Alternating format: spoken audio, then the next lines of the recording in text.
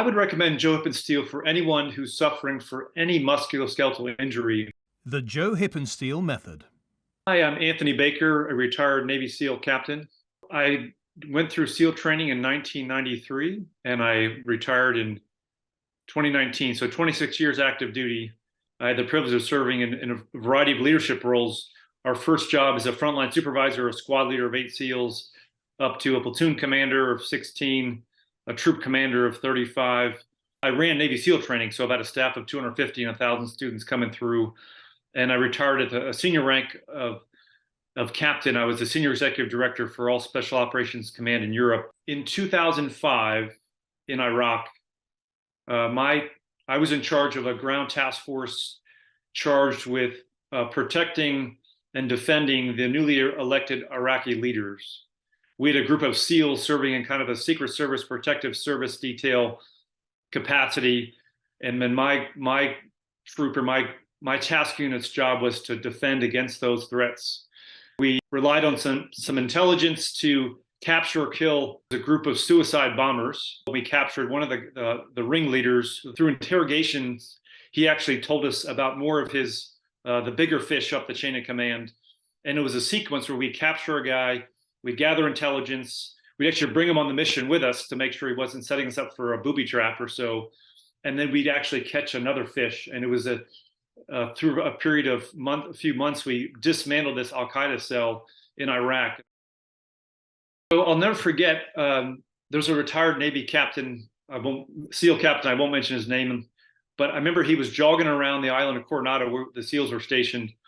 And I was still had a bum. My knee was still injured from just years of overuse from the Naval Academy to SEAL training and just grinding over the decades in the SEAL teams. And he was just cruising around. And anyway, this guy was in his 50s, and I'm in my I think I just turned 40, and I just couldn't believe it. And over the years I would take Motrin or anti-inflammatory, I'd ice it. I'd always get through the injuries, but it was just up and down. And I remember I crossed paths with him, and he mentioned I was frustrated with my knee. I said, "I'm jealous you're jogging around pain-free." So he mentioned Joe Hippensteel, the nickname kind of the stretch doctor. But I had done an Ironman not too long prior to that, and a half Ironman in close sequence, and just running with as the commander of SEAL training. I was out there with the students on a regular basis. But I had this plantar fasciitis in my arch, and those I've had before. They could take months to heal. And I remember he focused on calf flexibility. I'd never stretched my calves. I was 40 years old. And within a few weeks, through working on through trigger point through my calf, so putting some pressure on the locked muscle through range of motion and flexibility, and then doing some strengthening before I went out and jogged again, I was amazed. It was in a few weeks.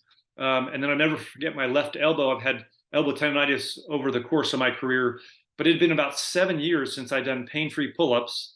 I had had a number of injections. Even some of the conventional military doctors weren't sure what to do with it.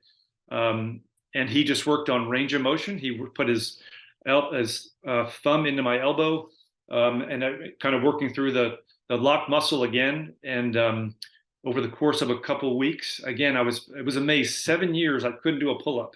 And so those two are kind of game changers for me. I stretch every day. Every time something flares up, for the most part, I feel like I can deal with it. Sometimes I'll give Joe a call and he'll walk me through it. But I feel so empowered, and I really try to stay off any anti-inflammatories. I don't get any more shots or cortisone injections. Really, two pretty intense injuries that he healed very quickly. And from then on, I was a huge believer and saw Joe pretty frequently.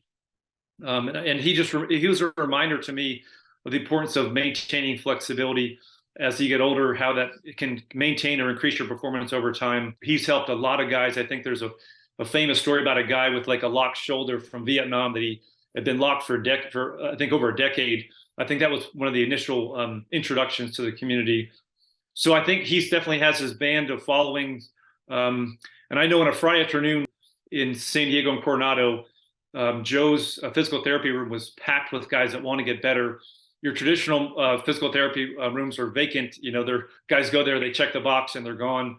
It was kind of a mindset shift. But if you want to operate at a high capacity for longer, you got to take care of your body. And I'm such a believer in Joe's approach. no drugs. You're not trying to cut corners. You're not rushing to surgery. I had a cervical laminectomy in my C6, C7 in my spine. This was back before I met Joe in 2005.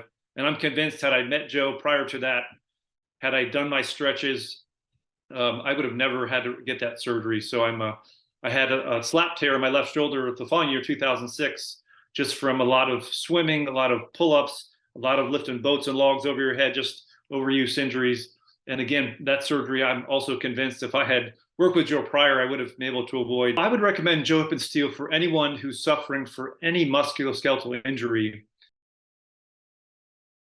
So my experience with David Goggins was when he was working for the Navy SEAL Recruiting Command, and I was working in advanced training. I was actually training for the military Olympics for triathlon, so I was pretty dialed into hardcore training. But I was amazed when I learned about some of his accomplishments athletically, but just his mental toughness was really impressive. I know he went on to serve in our mini sub team, SEAL Delivery Team 1 in Hawaii after that. So we overlap briefly. We have a small community, so we've crossed paths a number of times. But I do distinctly remember when I was with the Advanced Training Command, and he was doing these training and races on the side. It was just unbelievable how accomplished he was. Just not as a professional athlete, but just as a hardcore Navy SEAL that was just pushing the limit. He's a beast. He's a beast.